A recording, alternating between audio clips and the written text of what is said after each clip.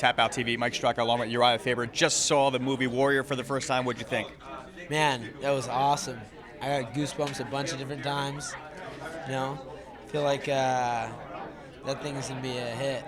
That movie was amazing. I was really thrilled to actually see it right where, generally where it was filmed. And oh my God, This movie was unbelievable. To capture the emotions that get into a mixed martial arts tournament, the families and everything involved, was unbelievable. Mike, I'm a sap at times. I get pretty emotional even now when I'm sitting there cage side watching various events. This movie captures everything.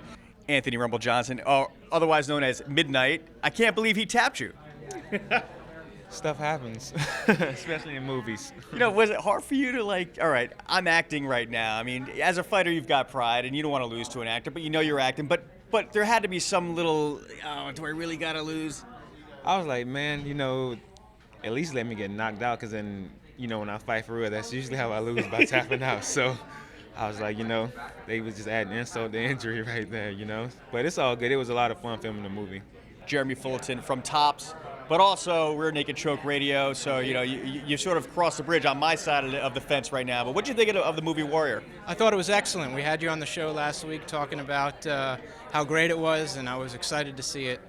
It met all of my expectations, if not surpassed them. It's excellent. I can't wait to bring my family out to see the show and bring some friends out. I was surprised, pleasantly surprised. As insiders here, you see Josh Rosenthal in there, you see Rumble Johnson in there, and Nate Marquardt. What'd you think of seeing your friends acting? It's kind of a trip to see all my friends, because I'm spending the whole movie looking through them all. Oh, who's that, and seeing people in the background, and it's pretty cool. One of the things that I've always observed about Hollywood trying to do MMA is they never really get it right. Did you think this movie got it right? 100%. I feel like that's kind of been the case also, but it was obvious they had a lot of different people from the industry involved, it looked like, in the movie, and everybody looked like they knew what they were doing, and they portrayed the sport well. It's pretty cool, man. I got a little sad during the movie a little bit because, Mask wasn't in it, and he was the reason I got in the movie. But, the movie was dedicated to him at the end of the credits and stuff, and it was worth it. It was worth coming here and watching it. I got glasses. You were crying, bro. You were crying, and I know I know that it's an emotional movie for both you guys because of Mask. Just your reaction. Amazing. Yeah, that's the first time I'd seen it. I'd had a couple chances to go see it before, but I wanted to wait until we got it on the big screen. And I know this ain't the real premiere that comes out in September, but it's a premiere we did here, so I had to come see it for the first time here. And God, man, I got the goosebumps a bunch of times. And at the end, the screen goes black and it says in memory of our friend Charles. So, it means a lot to us. Charles had a big involvement in this movie. Gavin's part that he played, the promoter, kind of the Dana White of the whole thing, that was supposed to be Charles's role. So it just gave me the goosebumps, and it was awesome to see. Dan? Yeah, it's the second time I've seen it, and it was even better second time, I think. It was, I think it's a movie that, everybody in MMA can be proud of. I know Charles is proud looking down. And, Gavin O'Connor, hats off to that guy, man, because he really killed it.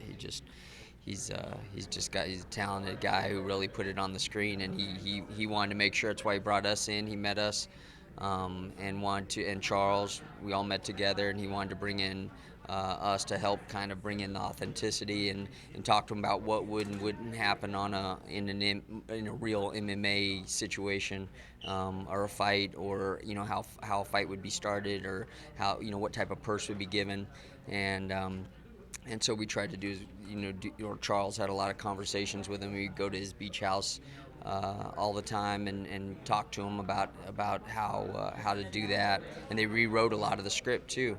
And there's a risk in that for you because you never know if Gavin's going to get it right, and you guys Tap Out is legit MMA. So were you nervous at all, or did you trust Gavin 100% implicitly?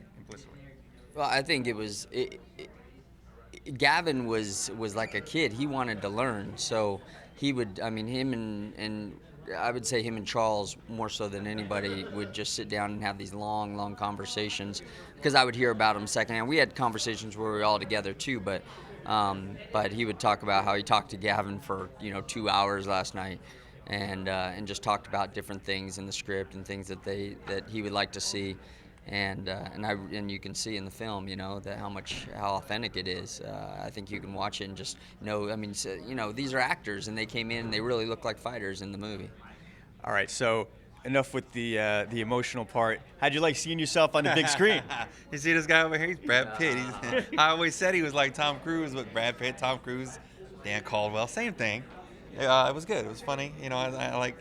We've done so many things that I don't know if we get the perspective of how big it's gonna be being in every movie theater across the United States. So I think when the movie really hits and comes out, and then people start saying that they've seen it, that'll probably hit then. But to us, it's just like seeing this anywhere else. But I don't like watching it. I like looking at him, but not myself.